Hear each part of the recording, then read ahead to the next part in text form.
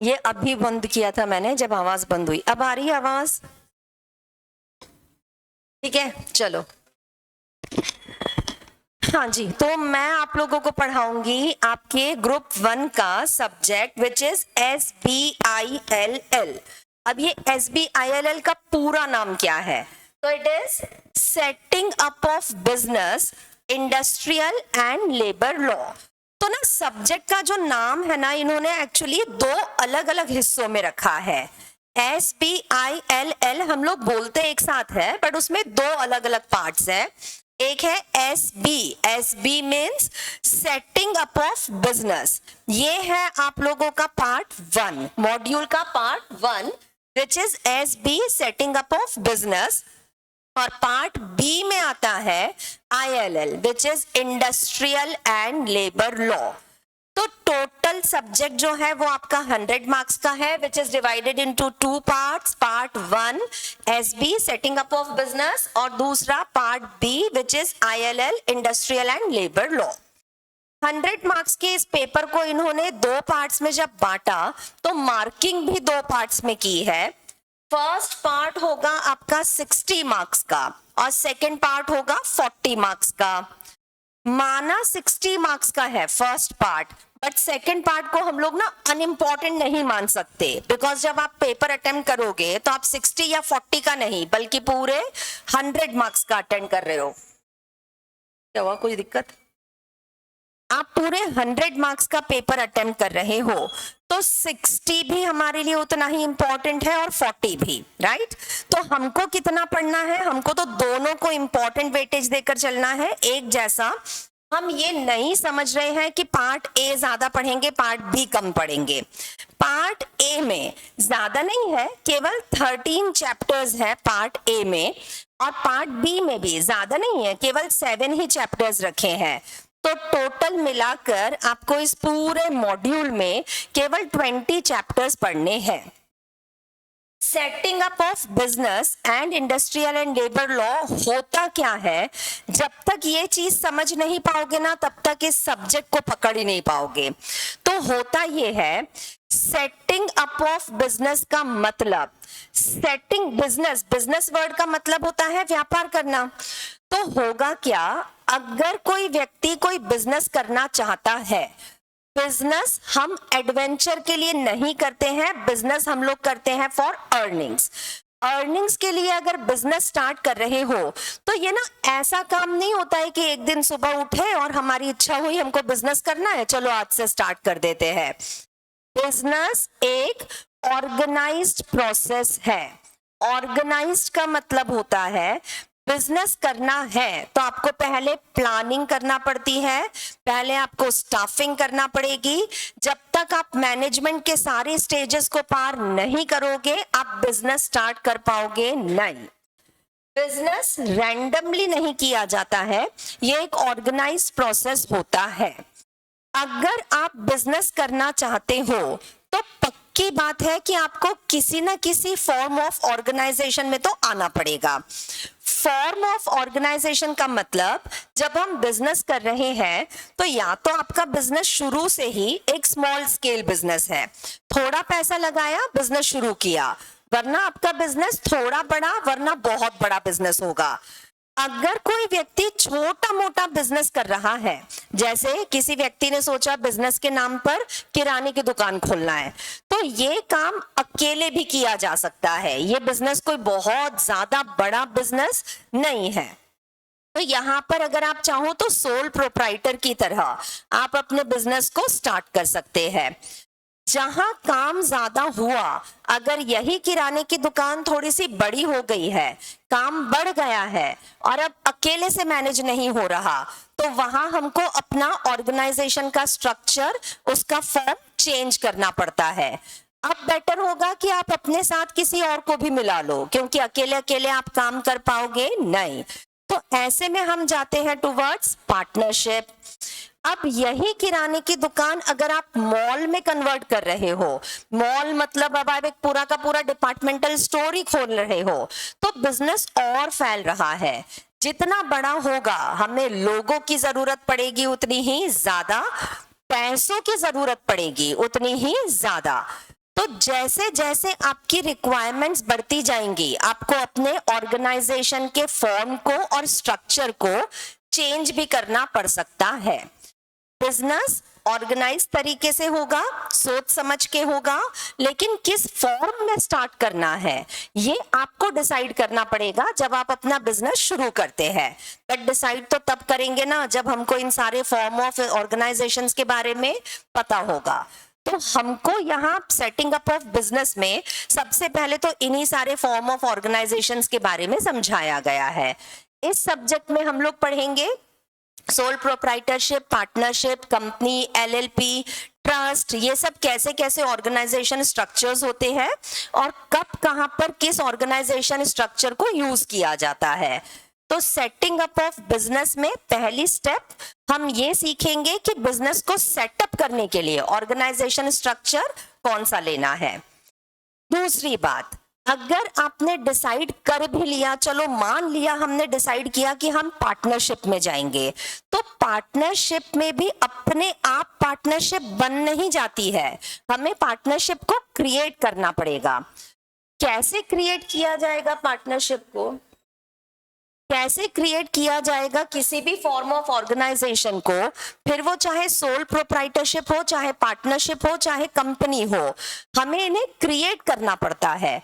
Create करते समय documents file होंगे, रजिस्ट्रेशन होंगे, अगर लाइसेंस की जरूरत है तो हमें लाइसेंसेस लेना पड़ते हैं, गवर्नमेंट की फॉर्मेलिटीज पूरी करनी पड़ती है। माना बिजनेस आपका है बट इस बिजनेस पे कंट्रोल और रेगुलेशन चलेगा गवर्नमेंट का।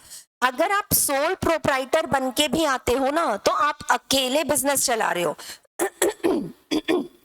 माना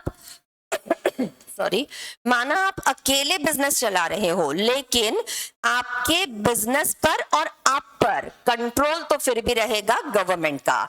आपको गवर्नमेंट की फॉर्मेलिटीज को पूरा तो हर हाल में करना पड़ेगा। वो क्या क्या फॉर्मेलिटीज है, सोल प्रोप्राइटरशिप में अलग, कंपनी में अलग, पार्टनरशिप में अलग। हम हर एक फॉर्म के लिए वो सारी फॉर्मेलिटीज भी इस पूरे के पूरे सब्जेक्ट में कवर करेंगे। तो एक तो पढ़ेंगे फॉर्म ऑफ ऑर्गेनाइजेशंस के बारे में, दूसरा पढ़ेंगे वो ऑर्गेनाइजेशनल स्ट्रक्चर बनेगा कैसे, रेगुलेट कैसे होगा और रेगुलर बेसिस पर कौन कौन सी फॉर्मेलिटीज पूरी करनी होगी। तीसरा हम लोग पढ़ेंगे इंडस्ट्रियल लॉ के बारे में। अब इंडस्ट्रियल लॉ क्या होता है, तो देखो एक चीज तो बेसिक है, बिजनेस आप चाहे कोई भी बिजनेस स्टार्ट कर लो, आप पक्का किसी न किसी इंडस्ट्री को बिलोंग करते होंगे।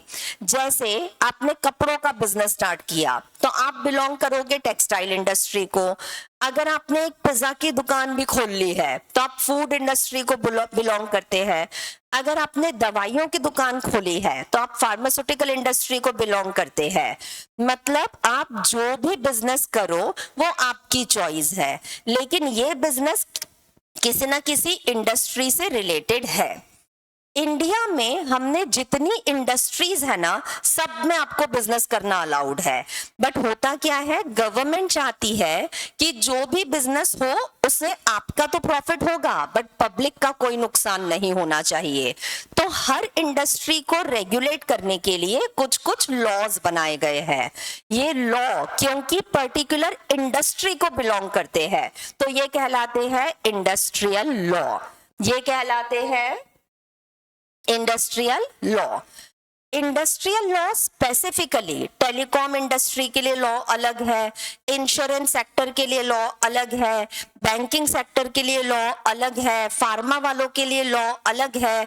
मतलब हर सेक्टर के लिए लॉ तो अलग अलग है, बट कुछ कॉमन बातें हैं जो हम लोग पढ़ेंगे इन इंडस्ट्रियल लॉ, जो केवल एक सेक्टर पर नहीं सारे सेक्टर्स पर लगता है। बीइंग अ CS, कल को जब किसी भी कंपनी में अगर आप जाते हो तो कंपनी में जाकर के जब आप जॉब करना स्टार्ट करोगे, वो कंपनी भी किसी ना किसी इंडस्ट्री को बिलोंग करती होगी। अब वहां के लॉ कौन कंप्लाई करेगा, तो वहां तो डायरेक्टर्स को थोड़ी ना पता होता है इंडस्ट्रियल लॉ क्या होता है, वो हमको पता है, हम पढ़ के जा रहे हैं। तो हम यहाँ पर पढ़ेंगे अबाउट इंडस्ट्रियल लॉ। ठीक है, बिजनेस बना लिया, बिजनेस का ऑर्गेनाइजेशन स्ट्रक्चर डिसाइड कर लिया, अब इस स्ट्रक्चर को आगे मेंटेन भी करना है, सारी गवर्नमेंट फॉर्मेलिटीज भी पूरी करनी है। ये सब पढ़ा under setting up of business. जिस इंडस्ट्री को बिलोंग करता है हमारा बिजनेस, हम उस इंडस्ट्री से रिलेटेड लॉज भी यहाँ पर पढ़ेंगे। और इसके अलावा हमको पढ़ना है लेबर लॉ। जब भी कोई बिजनेस स्टार्ट करो, अकेले सारा काम कर लोगे, ये प्रैक्टिकली पॉसिबल नहीं है। पक्का आपको अपने यहाँ पर कोई तो मजदूर लगेगा, कोई तो वर्कर लगेगा, लेबर, वर्कर, एम्प्लॉय, ऑफिसर, आपको अपने साथ में किसी न किसी व्यक्ति को भले जॉब पर रखना पड़े, बट रखना तो पड़ेगा। किराने की दुकान है तो ऐसा तो नहीं कि सारे बोरियां खुद ही उठा उठा करके अंदर लेकर आओगे, आपको अपने यहाँ पे कोई ना कोई वर्कर या लेबर की जरूरत तो पड़ेगी। कोई भी बिजनेस चाहे छोटा हो चाहे बड़ा हो, हमें जरूरत पड़ती है कुछ वर्कर्स, एम्प्लॉयज, ऑफिसर्स एक्सेट्रा की। अगर आपने अपने बिजनेस में इनमें से किसी को भी अपॉइंट किया है तो आप हो एम्प्लॉयर और ये सारे लोग हैं एम्प्लॉयज। एम्प्लॉयज को प्रोटेक्ट करने के लिए इंडिया में लेबर लॉज बनाए गए हैं। ये जो लेबर लॉ वाला हिस्सा है ना हमारे मॉड्यूल का, उसमें हम पढ़ेंगे कि किस तरीके से किसी भी ऑर्गेनाइजेशन में, छोटे से छोटा और बड़े से बड़ा कोई भी ऑर्गेनाइजेशन हो, अगर आपने लेबर रखा है तो आपको उसे प्रोटेक्शन देना तो पड़ेगा। हर एम्प्लॉय के अपने कुछ राइट्स हैं, कुछ ड्यूटीज भी हैं, और वो राइट्स एंड ड्यूटीज बताई गई है under labour law. Labour law में एम्प्लॉयर के ऊपर बताया है, एम्प्लॉयर क्या क्या फर्ज निभाएगा टुवर्ड्स एम्प्लॉय, एम्प्लॉय की ड्यूटीज एंड राइट्स हैं, एम्प्लॉयर के भी ड्यूटीज एंड राइट्स हैं। तो ये है हमारा total subject setting up of business. पहले हम बिजनेस को क्रिएट करवाएंगे, फिर उसके बाद उसकी लीगल फॉर्मेलिटीज करवाएंगे, फिर जिस इंडस्ट्री को बिलोंग करता है उस इंडस्ट्री के लॉ के बारे में पढ़ना है, एंड लास्टली जो लोग हमारे यहाँ पर काम करने आएंगे उनके ऊपर लेबर लॉ एप्लीकेबल है तो उस लेबर लॉ के बारे में भी पढ़ेंगे। ठीक है। अच्छा चलो एक बात बताओ, जॉब पे अगर कोई है तो वो एम्प्लॉई कहलाता है और जो जॉब दे रहा है वो एम्प्लॉयर कहलाता है। नौकरी पर जब कोई व्यक्ति आता है तो उसने ऑलरेडी एम्प्लॉयर से बात कर ली होगी कि मुझे इतनी सैलरी चाहिए। डिसाइड तो दोनों के बीच में पहले ही हो चुका होगा म्यूचुअल अंडरस्टैंडिंग से। अब एम्प्लॉय तो पूरे महीने काम करता रहेगा, सैलरी उसको मिलेगी मंथ एंड पर और सैलरी उसको देगा एम्प्लॉयर। कल को ये एम्प्लॉयर अगर बाद में जाकर के मना कर दे या अननेसेसरीली डिस्प्यूट अराइज हो जाता है तो हमें इस डिस्प्यूट को कहीं तो सॉल्व करवाना पड़ेगा, हमें उस एम्प्लॉय को हर हाल में पैसे दिलवाने तो पड़ेंगे क्योंकि वो एम्प्लॉय पूरे महीने काम कर चुका है। तो हाँ ये लेकिन लाइट गई हुई है शायद, ये तो चालू है ना, ठीक है ओके। हमें उस एम्प्लॉय को प्रोटेक्ट करना पड़ता है ताकि एम्प्लॉयर उसको एक्सप्लॉइट ना करे। एम्प्लॉय केवल सैलरी अर्न नहीं करता है, एम्प्लॉयज को और भी दूसरे बेनिफिट्स मिलते हैं। कभी नाम सुना होगा प्रोविडेंट फंड, ग्रेचुइटी, नाम सुने हैं ऐसे कुछ? नहीं। एम्प्लॉयज जो होते हैं ना, इन लोगों को एम्प्लॉयर की तरफ से कंपल्सरीली कुछ बेनिफिट्स दिए जाते हैं। ये बेनिफिट्स एम्प्लॉयर देगा एम्प्लॉय को, बट हर महीने नहीं। ये फंड इकट्ठा होता रहता है, फिर एक साथ दिया जाता है जब ये एम्प्लॉय जॉब छोड़कर जाएगा। तो एम्प्लॉय के नाम पर अगर फंड इकट्ठा हुआ है तो उसको सही तरीके से मिलना भी चाहिए, ना मिला तो क्या, तभी तो स्टेप इन करता है लॉ। तो हमने बना दिया है labour law. Labour law specifically बनाया गया था इस मेंटालिटी के साथ कि बेचारा हमेशा होगा एम्प्लॉय, तो एम्प्लॉय को हमें प्रोटेक्ट तो करना पड़ेगा। तो हम अब यहाँ पर 40 मार्क्स के लिए इंडस्ट्रियल लॉ, लेबर लॉ और 60 मार्क्स के लिए पढ़ेंगे सेटिंग अप ऑफ बिजनेस। ठीक है, तो देखो ये तो था आप लोगों के सब्जेक्ट के बारे में। अब हम लोग सीधा स्टार्ट कर रहे हैं अपना लेसन 1 ऑफ SBILL, जो बहुत सिंपल लेसन है, सिर्फ और सिर्फ सिलेक्शन ऑफ बिजनेस ऑर्गेनाइजेशन का। Selection of business organisation lesson का नाम है, तो पहले तो ये समझो कि बिजनेस ऑर्गेनाइजेशन आखिर होता क्या है। अगर कोई व्यक्ति कोई भी बिजनेस करना चाह रहा है, छोटे से छोटा भी, प्लानिंग किए बिना, स्टाफिंग किए बिना, बिना सोचे समझे आप कोई बिजनेस एकदम से स्टार्ट करोगे नहीं। रात को सपना आया था, सुबह शुरू कर दिया, ऐसा पॉसिबल नहीं होता है। हमें अपने बिजनेस के लिए प्रॉपर जगह की जरूरत पड़ती है, पैसे लगेंगे, रिसोर्सेज लगते हैं, रॉ मटेरियल लगता है, लेबर लगेगा।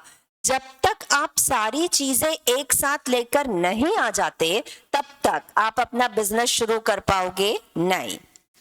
बिजनेस शुरू करने का आइडिया अगर एक व्यक्ति के दिमाग का भी है, चलो माना मैंने अकेले ने सोचा कि मुझे बिजनेस स्टार्ट करना है, लेकिन ये भी तो हो सकता है कि मेरा बिजनेस कुछ इस तरह का है कि मैं अकेले सब कुछ हैंडल नहीं कर पाऊंगी, तो पक्का मुझे अपनी मदद के लिए किसी ना किसी की जरूरत तो पड़ेगी।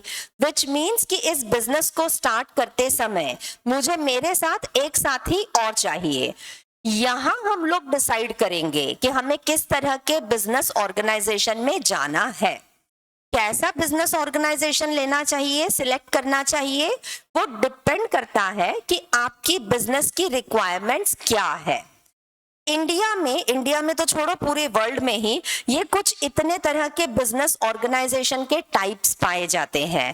पहले इन टाइप्स के केवल नाम पढ़ लो, हालांकि 11th-12th में आप लोगों ने इनके बारे में शायद सुना भी होगा। कुछ टाइप्स होते हैं बिजनेस ऑर्गेनाइजेशंस के। पहला होता है सोल प्रोप्राइटरशिप, दूसरा होता है पार्टनरशिप, तीसरा होता है HUF, ये इंडिया में ही मिलता है।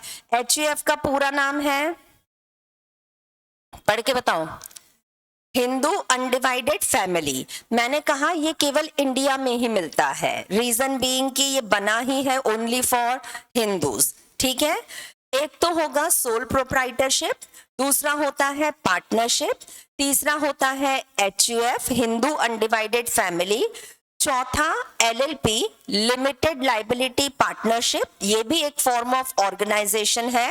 कोऑपरेटिव सोसाइटीज बनती हैं और कंपनी फॉर्म में भी आप ऑर्गेनाइजेशन लेकर आ सकते हैं। कंपनी फॉर्म में कैसे कंपनीज, तो कंपनी की बहुत टाइप्स होती है, आप डिसाइड कर लेंगे कि कैसा बिजनेस आपको करना है। कितने टाइप की कंपनीज होती है, ये सब कुछ अभी हम लोगों को आगे पूरा का पूरा चैप्टर पढ़ना है। ठीक है, अब शुरू से बता रही हूं, फिर से रिपीट कर लो अपने अपने मन में कि अगर कोई व्यक्ति बिजनेस शुरू करना चाहता है तो बिजनेस शुरू करने से पहले उसे प्लानिंग करनी पड़ेगी, ऑर्गेनाइज करना पड़ेगा, डिसाइड करना पड़ेगा कि वो बिजनेस क्या करना चाहता है, कितना बड़ा स्केल का बिजनेस है। जब तक ये चीजें डिसाइड ना हो, आप ऑर्गेनाइजेशन का स्ट्रक्चर चुन पाओगे नहीं। अगर कोई व्यक्ति अकेले ही सब कुछ करना चाहता है तो उसके लिए सोल प्रोप्राइटरशिप फर्म। अगर वो किसी और के साथ मिलकर काम करना चाहता है तो उसके लिए पार्टनरशिप फर्म। अगर आप चाहते हो कि आप केवल फैमिली के लोगों के साथ मिलकर काम करोगे तो आप HUF बना सकते हैं। अगर आप चाहते हो कि हमको बहुत ज्यादा पैसा लगेगा, ज्यादा लोगों का पार्टिसिपेशन लगेगा, तो आप कंपनी फॉर्म में जा सकते हैं। मतलब अलग अलग तरह की जरूरतों के लिए मार्केट में अलग अलग तरह के ऑर्गेनाइजेशनल स्ट्रक्चर्स हैं। कई बार क्लाइंट आपके पास आएगा, वो आकर के आपसे कहेगा कि हमारे लिए डिसाइड करके बताओ कि हमें कौन से ऑर्गेनाइजेशन स्ट्रक्चर में जाना चाहिए। हम उसको सजेस्ट करेंगे, बीइंग अ प्रोफेशनल। सजेस्ट तो तब करोगे ना जब खुद को इन सब चीजों के बारे में पता होगा। ठीक है, चलो अब फटाफट से मुझे बताओ जरा, ऑनलाइन वाले लिखकर बताएंगे जल्दी जल्दी। अगर हमें बिजनेस करना है तो सबसे पहले हमको क्या करना पड़ता है? नींद से उठना पड़ेगा या प्लानिंग करनी पड़ेगी? प्लानिंग करनी पड़ेगी, बिना प्लानिंग के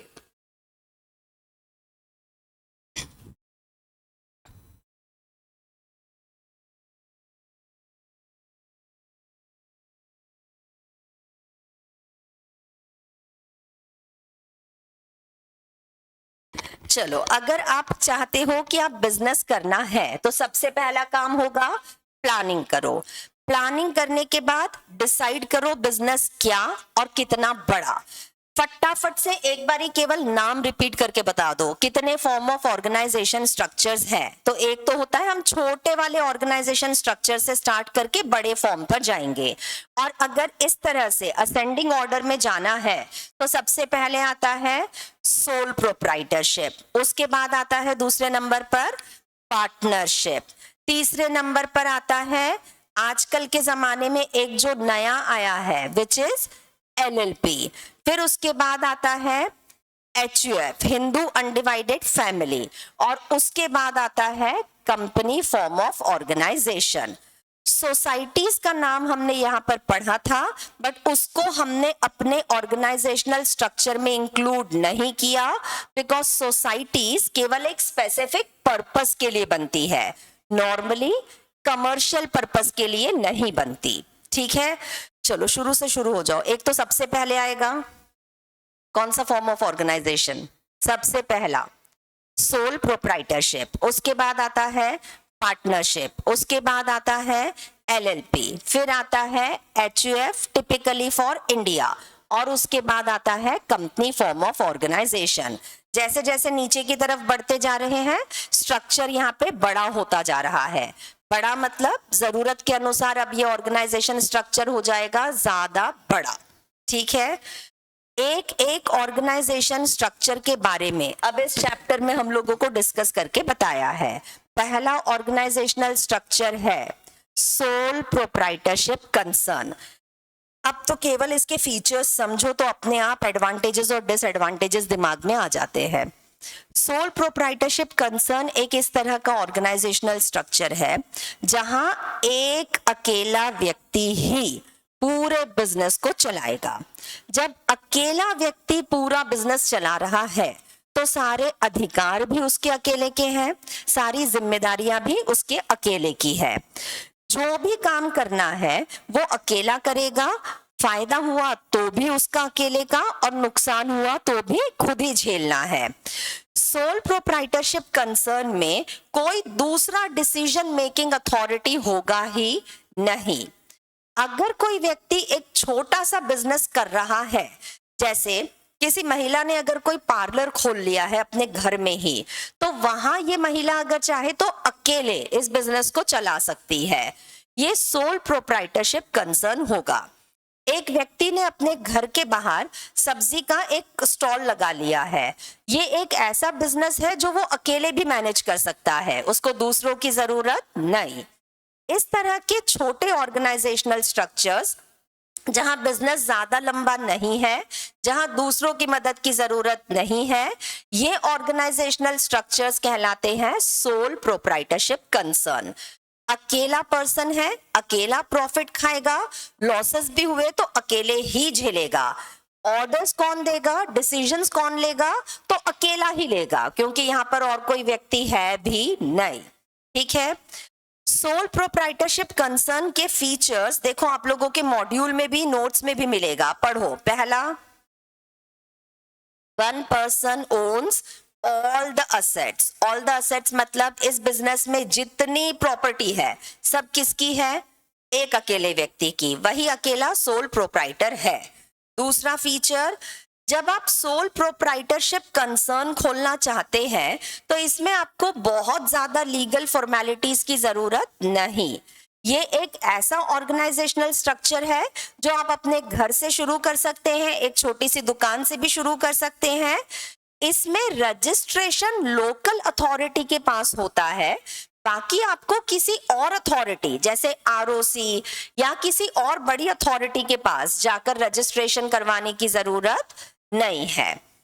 जब कोई व्यक्ति सोल प्रोप्राइटर बन के बिजनेस शुरू करता है तो इस बिजनेस का जो भी प्रॉफिट होगा ना वो उसकी पर्सनल इनकम माना जाता है। तो इनकम टैक्स की नजरों में यहाँ बिजनेस की इनकम और प्रोप्राइटर की इनकम अलग अलग नहीं है। अगर सपोज एक व्यक्ति है सोल प्रोप्राइटर और इसने एक दुकान खोली है, इस दुकान से उसको जो भी प्रॉफिट होता है ये प्रॉफिट उसी के खुद के इनकम में जोड़ दिया जाता है। तो क्योंकि यहाँ पर ये बिजनेस उसी का बिजनेस कहलाता है, इनकम भी उसी की कहलाती है, अलग से कोई रजिस्ट्रेशन करवाने की जरूरत नहीं है। हाँ, लेकिन लोकल लॉ के अनुसार जो भी म्युनिसिपल कॉर्पोरेशन के नॉर्म्स हैं, आपको वहां जाकर के रजिस्ट्रेशन करवाना पड़ेगा, जो बहुत ही इजीली हो जाता है। तो इस सोल प्रोप्राइटरशिप कंसर्न में लीगल फॉर्मेलिटीज ज्यादा नहीं है। किसी भी दूसरे ऑर्गेनाइजेशन स्ट्रक्चर में अगर आप गए तो वहां आपको रेगुलर बेसिस पर अथॉरिटीज के पास जा जाकर रिटर्न्स, रिपोर्ट्स फाइल करने पड़ते हैं। सोल प्रोप्राइटर को ऐसा कुछ करने की जरूरत नहीं, वो अपनी मर्जी का खुद मालिक है, उसको जगह जगह जाकर के कुछ बताने की जरूरत नहीं। वो साल भर में एक बार केवल अपना इनकम टैक्स रिटर्न भरेगा और उसी में बता देगा कि कितना प्रॉफिट हुआ या कितना लॉस हुआ है। ध्यान रहे, जो भी प्रॉफिट हुआ वो उसका अकेले का, और अगर कोई लॉस भी हुआ तो वो भी उसका अकेले का। हो गया। सोल प्रोप्राइटरशिप कंसर्न में कितने लोग होते हैं? सिर्फ एक से ज्यादा बिल्कुल नहीं। डिसीजन मेकिंग अथॉरिटी एक ही के पास है, तो जब एक अकेला व्यक्ति डिसीजंस लेगा तो डिसीजंस फटाफट हो जाते हैं, क्योंकि उसको अपने अलावा किसी और से पूछने की जरूरत नहीं।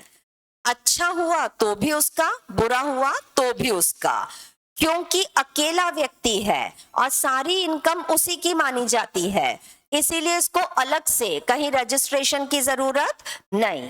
लीगल फॉर्मेलिटीज कम होने की वजह से बिजनेस जल्दी स्टार्ट हो जाता है, बंद भी करना हो तो आसानी से भी बंद हो जाता है।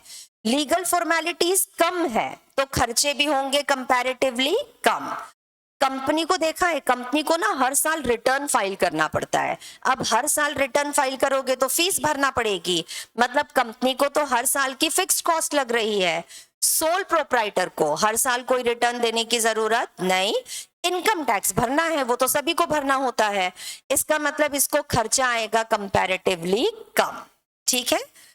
फीचर्स पे देखो, यहाँ पर लिखा है सोल प्रोप्राइटरशिप के क्या क्या फीचर्स होते हैं।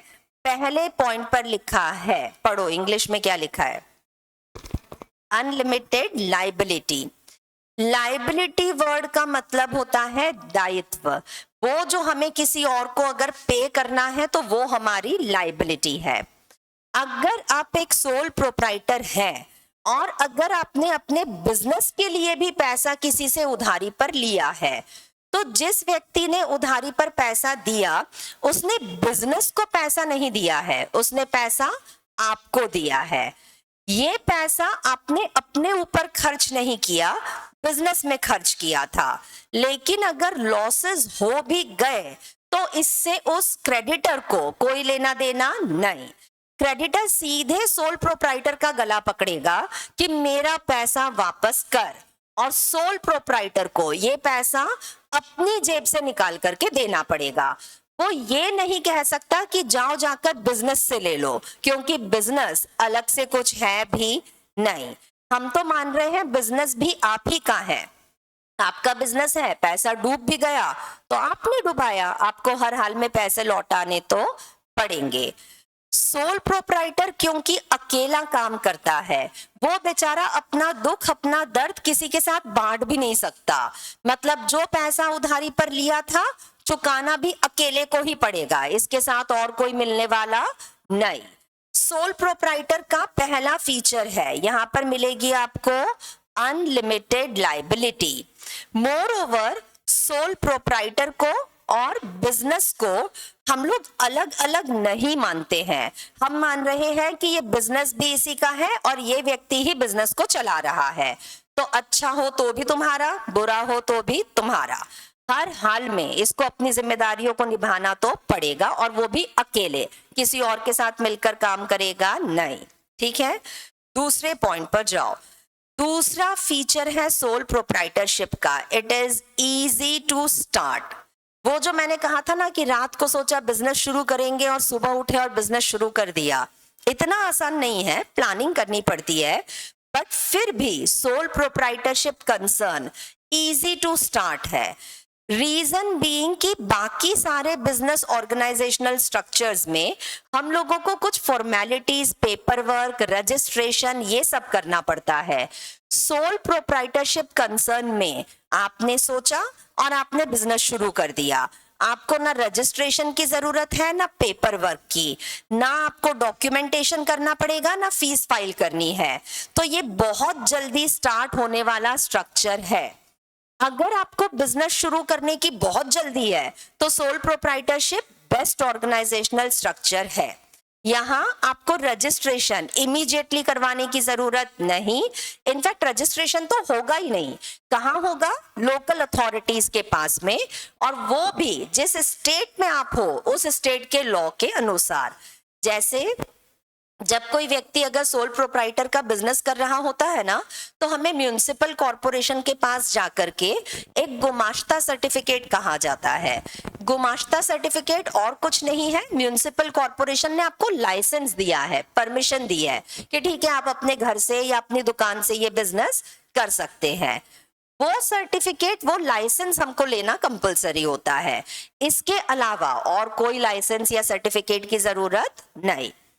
वो जो सर्टिफिकेट म्यूनिसिपल कॉर्पोरेशन से मिलता है वो भी लाइफ टाइम है, मतलब उसको आपको बार बार रिन्यू भी करवाने की जरूरत नहीं। एक बार ले लिया, जिंदगी भर का काम चलता रहेगा। ठीक है, तो एक तो हो गया, इसकी अपनी अनलिमिटेड लाइबिलिटी होगी प्रोप्राइटर की, जो भी नुकसान होगा अकेले झेलेगा। और दूसरा, इस तरह का ऑर्गेनाइजेशनल स्ट्रक्चर होता है इजी टू स्टार्ट। ठीक है, ये तो हुआ हमारे लिए सोल प्रोप्राइटरशिप कंसर्न। चलो अब एक बार ना रैपिड में जाओ और फटाफट से रिपीट करके बताओ, सोल प्रोप्राइटरशिप में कितने लोग होते हैं? सिर्फ एक। अब वन भी नहीं बोलेंगे, हम बोलेंगे सिर्फ एक, क्योंकि एक से ज्यादा तो होता भी नहीं। डिसीजन कौन लेगा? वही अकेला ही लेगा। अगर कोई बिजनेस स्टार्ट करना है तो डिसीजन उसी का था, प्रॉफिट होगा तो किसका होगा? उसी का। लॉसेस होंगे तो भी उसी के होंगे। स्टार्ट करना डिफिकल्ट है या इजी है? इजी है। रजिस्ट्रेशन वगैरह करवाने की जरूरत नहीं है। सिंपल लोकल लाइसेंस लगता है, वो भी इमीडिएटली लेने की जरूरत नहीं। हो गया। लाइबिलिटी यहाँ पर किसके ऊपर आती है? सारी लाइबिलिटी केवल और केवल उसी व्यक्ति पर, सोल प्रोप्राइटर पर। कोई और उसका दुख दर्द शेयर करने वाला मिलेगा नहीं। हो गया। दूसरा फॉर्म ऑफ ऑर्गेनाइजेशनल स्ट्रक्चर है पार्टनरशिप फर्म। पार्टनरशिप फर्म के बारे में मैंने यहाँ नोट्स में अभी कुछ नहीं लिखा है। रीजन बीइंग कि पार्टनरशिप फर्म पर आगे जाकर के एक पूरा का पूरा चैप्टर है। सोल प्रोप्राइटरशिप के बारे में लिखा था, क्योंकि यहाँ पे सोल प्रोप्राइटरशिप के बारे में आगे कहीं कोई डिस्कशन मिलेगा नहीं, वो केवल इसी चैप्टर में आता है। पार्टनरशिप फर्म के बारे में मैंने यहां नहीं लिखा है, लेकिन थोड़ा बहुत तो शायद हमने 11th-12th में पढ़ा भी होगा। पार्टनरशिप में हमको चाहिए होते हैं कम से कम 2 लोगों की जरूरत पड़ेगी।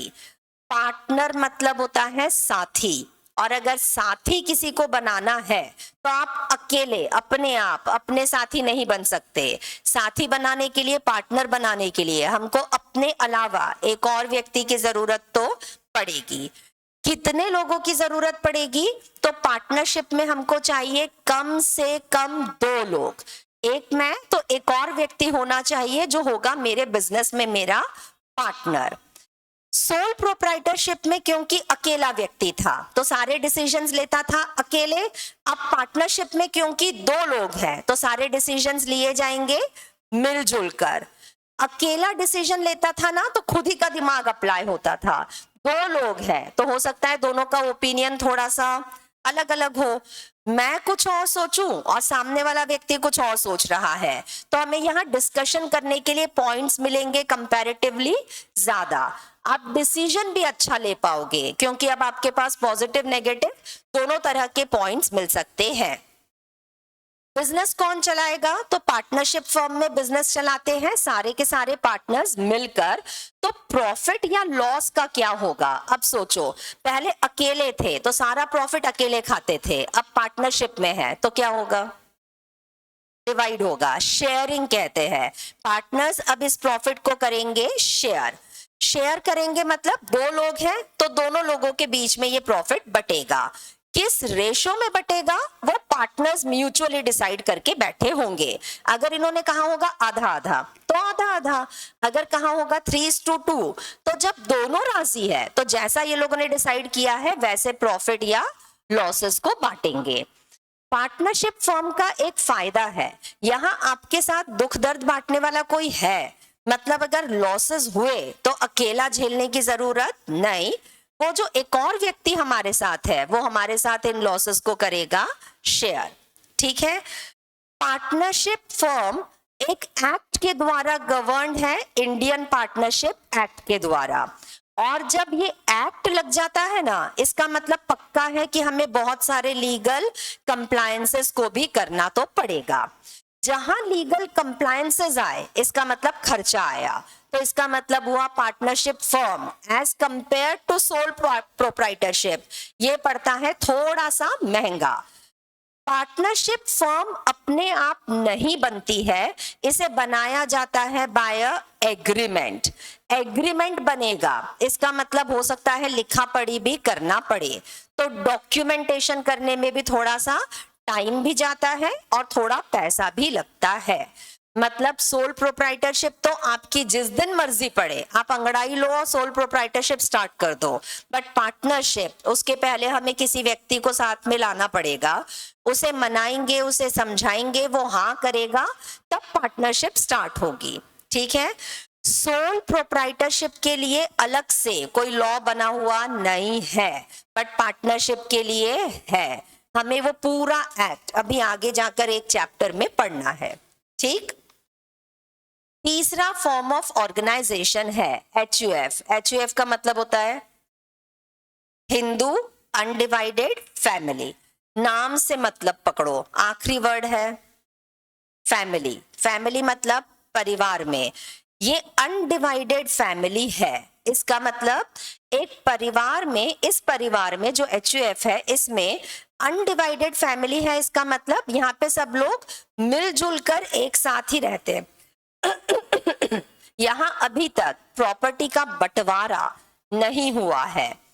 अगर एक परिवार में 4 भाई हैं और इन लोगों के पास अपने पिताजी की एंसेस्ट्रल प्रॉपर्टी है तो एक ऑप्शन ये था चारों मिल बांट करके इस प्रॉपर्टी को आपस में बांट लेते और अलग अलग हो जाते, पर ये अनडिवाइडेड फैमिली है। इसका मतलब चारों भाई अभी भी एक साथ एक बिजनेस में इन्वॉल्व है। ऐसा केवल एक हिंदू फैमिली में होगा तो हम इसको कहेंगे हिंदू अनडिवाइडेड फैमिली। HUF ये कॉन्सेप्ट केवल होता है इन हिंदू फैमिलीज, इसे और किसी कल्चर में और किसी रिलीजन में इसे अप्लाई किया जाएगा नहीं। हालांकि दूसरे रिलीजन में भी लोग अनडिवाइडेड फैमिली में रहते हैं, बट उसको हम लोग HUF तो ऑब्वियसली कहेंगे नहीं, H नहीं कह सकते, बिकॉज ये बना है टिपिकली फॉर हिंदूज। ठीक है, समझ में आया। अब हिंदू अनडिवाइडेड फैमिली का कॉन्सेप्ट ये है कि यहाँ पर जो लोग मिलकर के, परिवार के कुछ लोग मिलकर के एक बिजनेस को चला रहे हैं। इस बिजनेस को जितने परिवार के सदस्य हैं सब लोगों ने मिलकर चलाया है, तो बिजनेस का जो भी प्रॉफिट होगा वो इन सारे मेंबर्स के बीच में बांटा जाएगा। किस रेशो में बटेगा वो ये लोग ऑलरेडी डिसाइड कर चुके होंगे। बेसिकली ये रेशो इक्वल होता है। जब कोई HUF बनेगा तो इस परिवार में सपोज 30 लोग रहते हैं, 30 लोगों का परिवार है। सब ऑब्वियसली एक एज ग्रुप के तो नहीं होंगे, सब अलग अलग पीढ़ी के होंगे, दादा है, पोता है, परपोता है, ऐसे अलग अलग पीढ़ी के लोग हैं। HUF में क्योंकि यहाँ अलग अलग एज के लोग होते हैं, हम यहाँ एक व्यक्ति को बना देते हैं इस परिवार का मुखिया।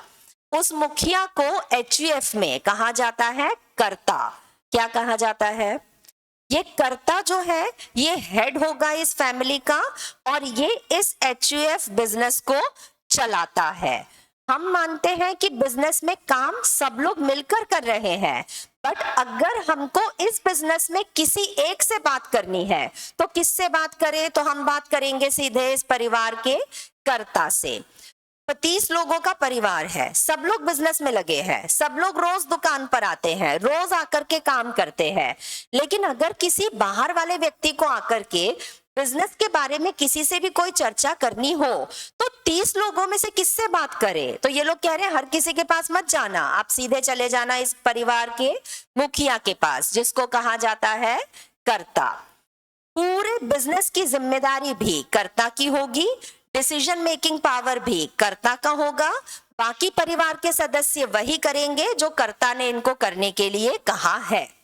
नॉर्मली कर्ता, नॉर्मली इस परिवार का जो सीनियर मोस्ट मेल मेंबर होता है, जो भी सीनियर मोस्ट मेल मेंबर होता है, नॉर्मली उसको कर्ता माना जाता है।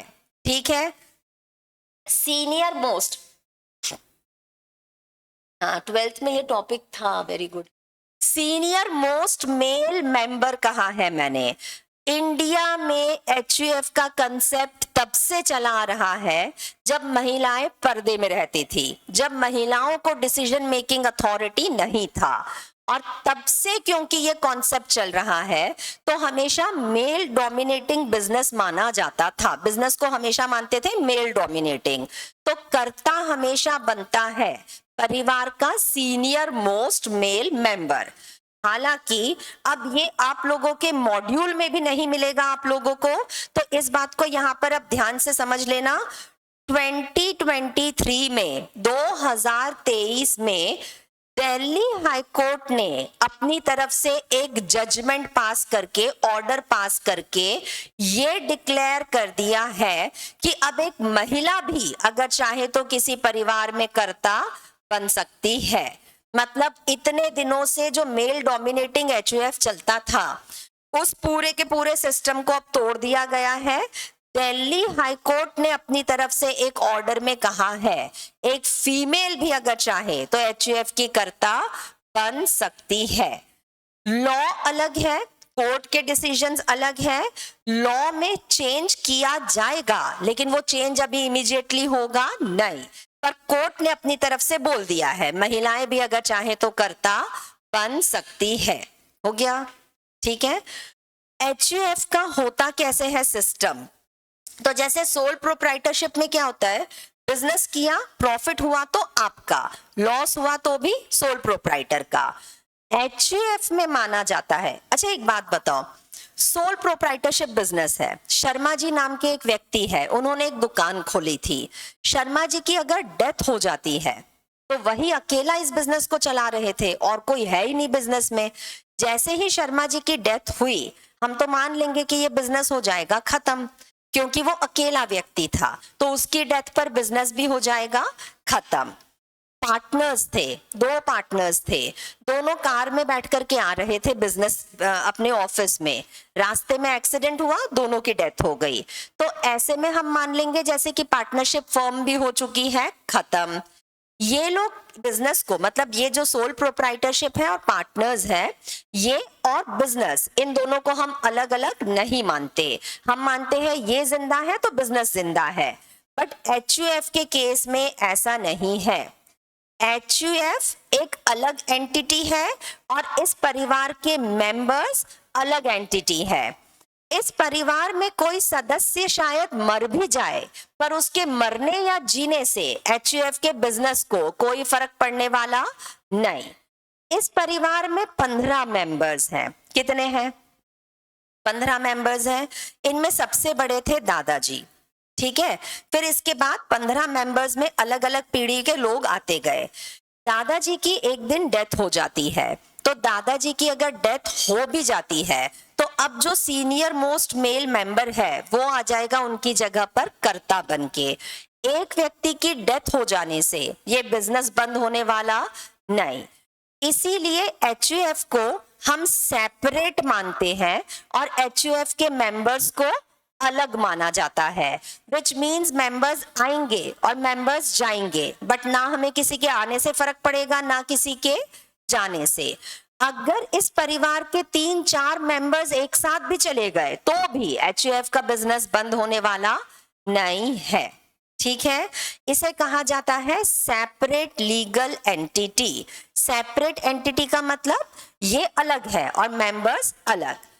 जो भी बिजनेस होगा वो बिजनेस एचयूएफ का है, तो जो भी इनकम आती है वो इनकम के ऊपर टैक्स भी कौन पे करेगा? तो एचयूएफ पे करेगा। बिजनेस में जो भी इनकम हुई है, इस पूरे साल में हमने बिजनेस किया और बिजनेस की इनकम आई है 3 करोड़ रुपए, तो इस इनकम के ऊपर टैक्स पे करेगा एचयूएफ।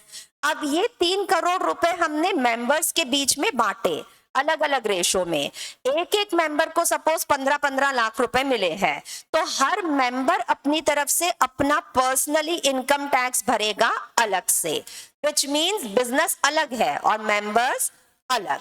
सोल प्रोप्राइटरशिप के केस में मैंने बताया था जो भी टैक्सेबल इनकम होगी प्रोप्राइटर के हाथों में आएगी। पार्टनरशिप फर्म में जो भी टैक्सेबल इनकम होगी पार्टनर्स के हाथों में आएगी। बट एचयूएफ के केस में टैक्सेबल इनकम बिजनेस की अलग है और मेंबर्स की टैक्सेबल इनकम अलग है। हो गया? समझ में आया? एचयूएफ में कोई व्यक्ति मेंबर कैसे बनता है? एक बात बताओ, सोल प्रोप्राइटरशिप में तो हम खुद ही बिजनेस स्टार्ट कर रहे हैं, तो यहाँ तो हमको किसी को बुलाकर लाने की जरूरत नहीं थी। पार्टनरशिप में कोई व्यक्ति कैसे आता है? तो 2 लोग मिलकर राजी हो जाते हैं और पार्टनरशिप शुरू हो जाती है। पार्टनरशिप को तब तक शुरू नहीं मानते हैं जब तक 2 पार्टनर्स के बीच में एग्रीमेंट ना बन जाए। बिना एग्रीमेंट के पार्टनरशिप चलेगी नहीं। एचयूएफ में किसी व्यक्ति को अगर मेंबर बनना है तो कोई व्यक्ति एचयूएफ का मेंबर कैसे बनता है? तो 2 रास्ते हैं, या तो जन्म की वजह से या तो शादी की वजह से। या तो जन्म, अगर इस परिवार में एक बच्चा पैदा हुआ तो जिस दिन वो बच्चा पैदा होता है वो उसी दिन से बन जाता है एचयूएफ का मेंबर। 1 दिन का या 1 घंटे का बच्चा भी एचयूएफ का मेंबर है। दूसरा तरीका, शादी करके अगर कोई व्यक्ति इस परिवार में आया है, कोई महिला इस परिवार में आई है, तो शादी की वजह से अब वो महिला बन जाएगी इस परिवार की मेंबर। वो शुरू से इस परिवार का हिस्सा नहीं थी, बाद में इस परिवार का हिस्सा बनी।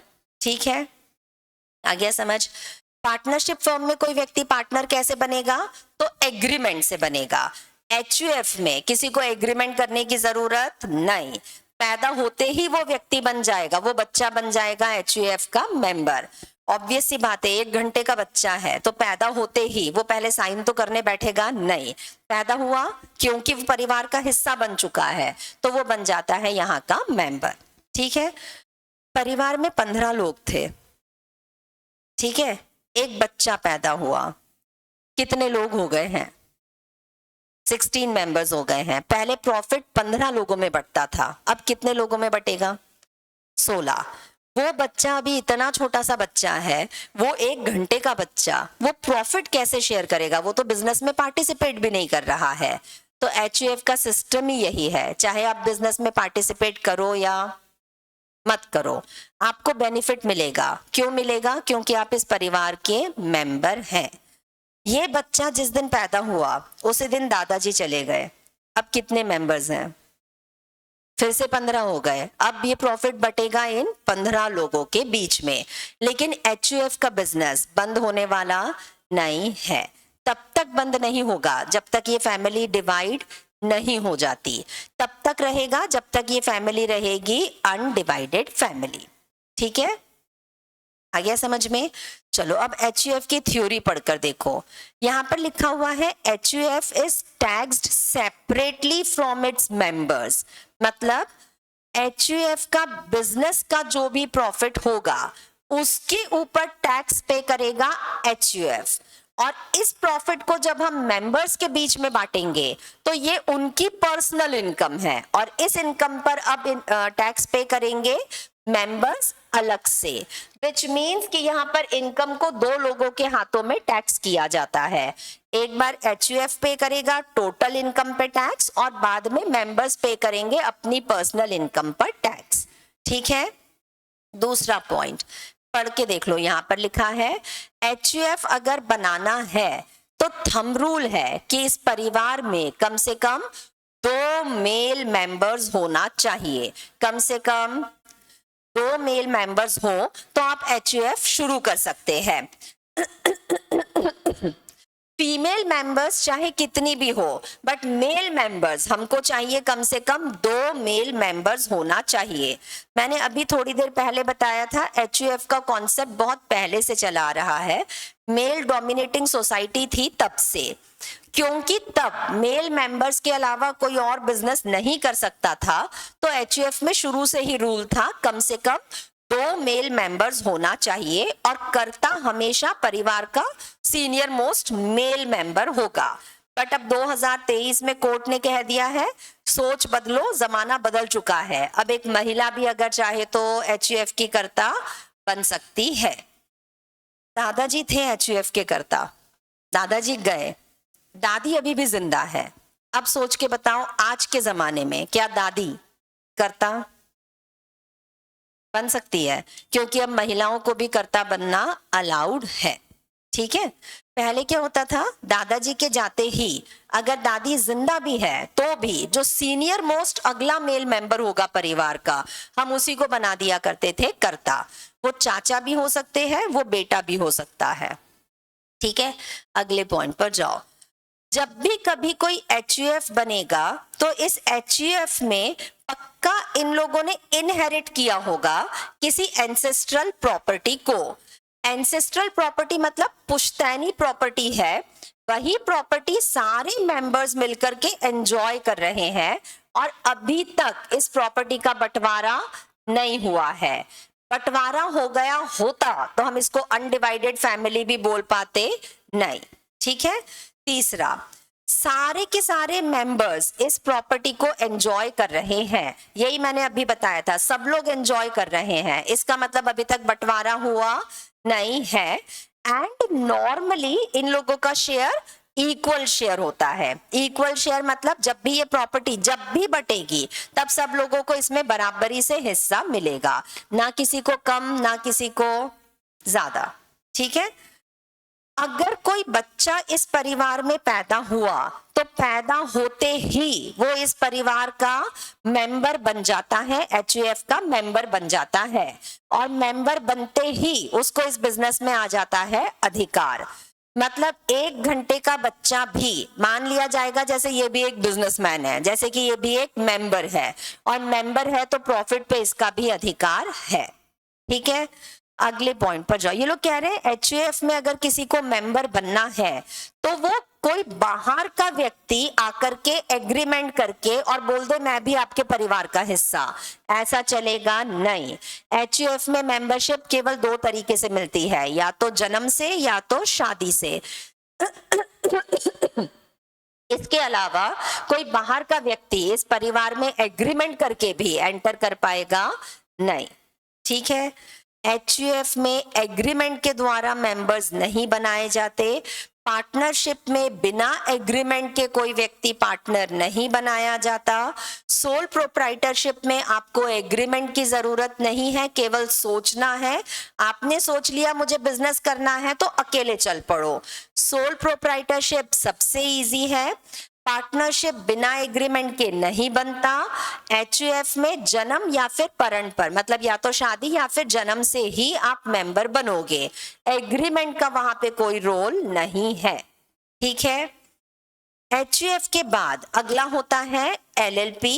हालांकि LLP के ऊपर अभी हम लोग कोई डिस्कशन नहीं कर रहे क्योंकि आगे भी एक पूरा का पूरा चैप्टर है, बहुत प्रिसाइजली बताऊंगी LLP के बारे में, बट कंपनी के बारे में पढ़ने के बाद डिस्कस करेंगे।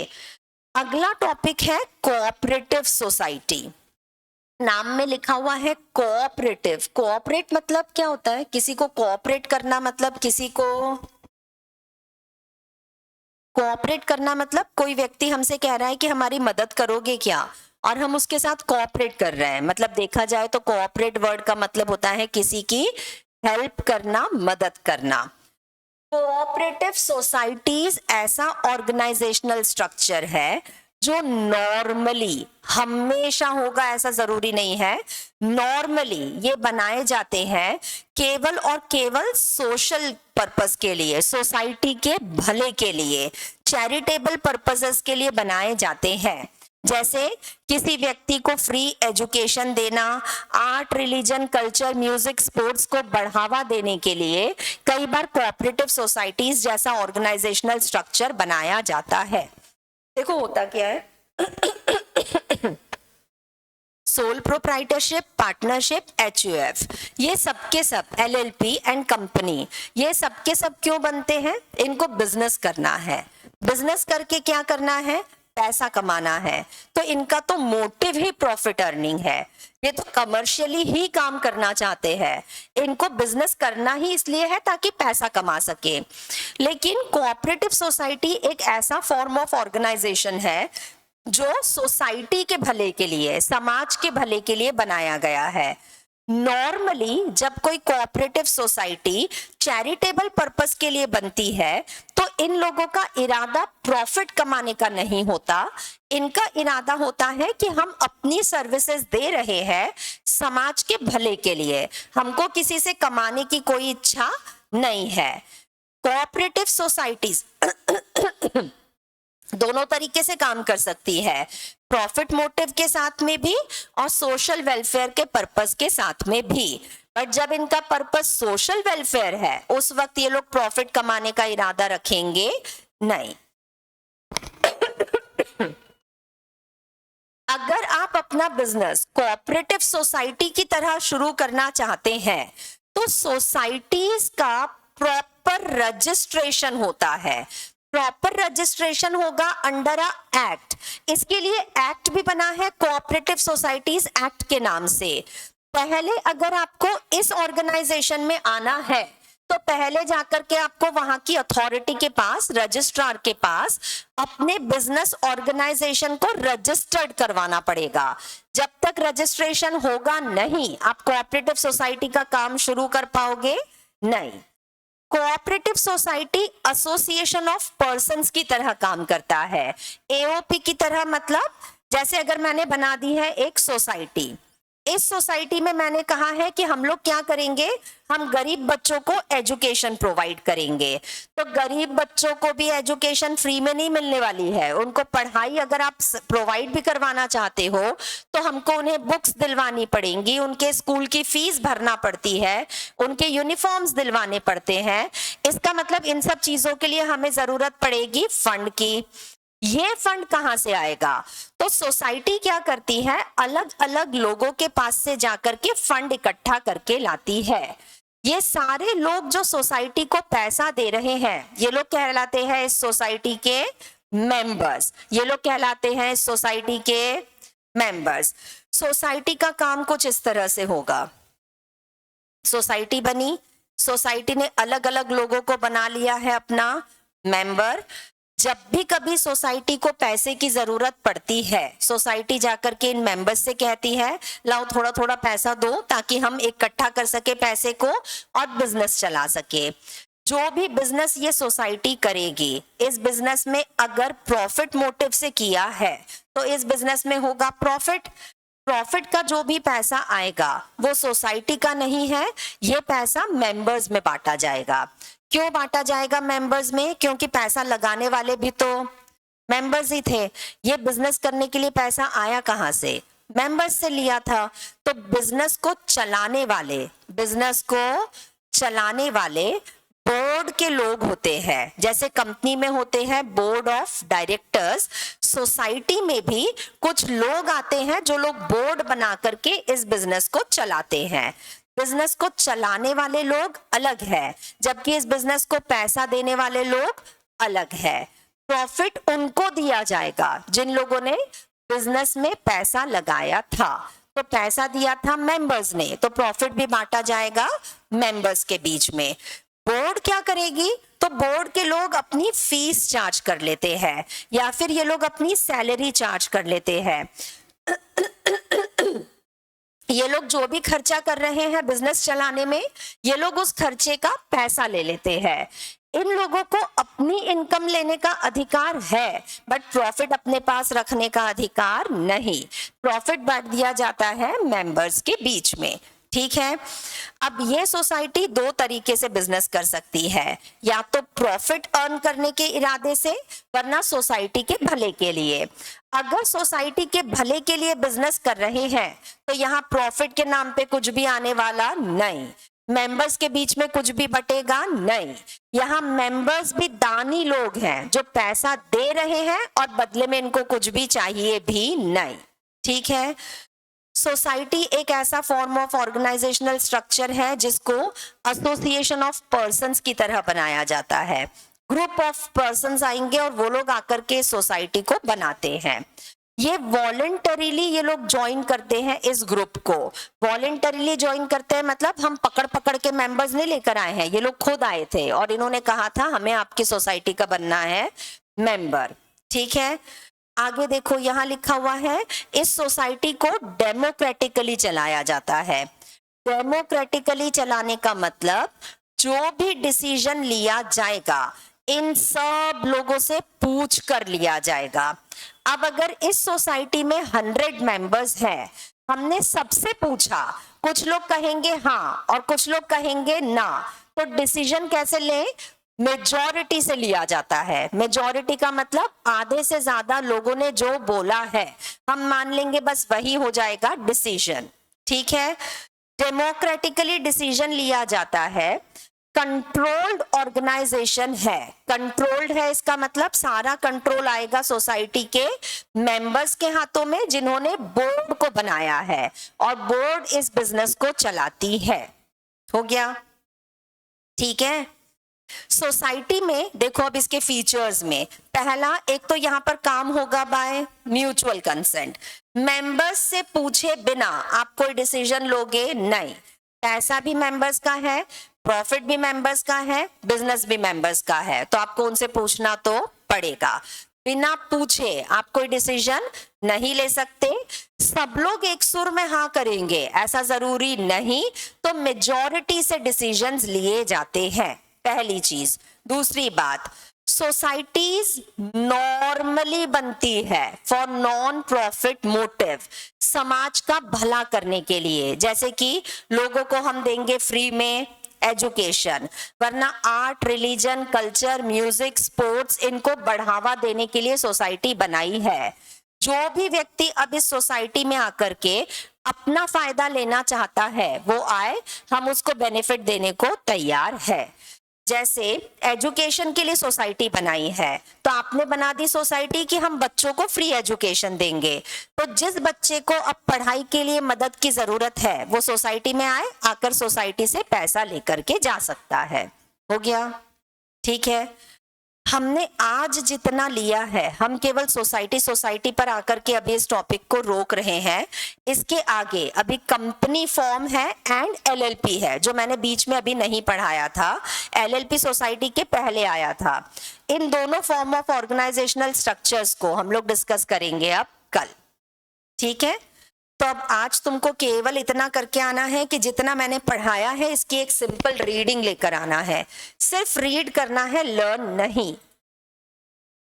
ठीक है। सिर्फ रीड करके आना, लर्न करने की कोई जरूरत नहीं है। क्यों जरूरत नहीं है वो कल पता चल जाएगा। ठीक है। चलो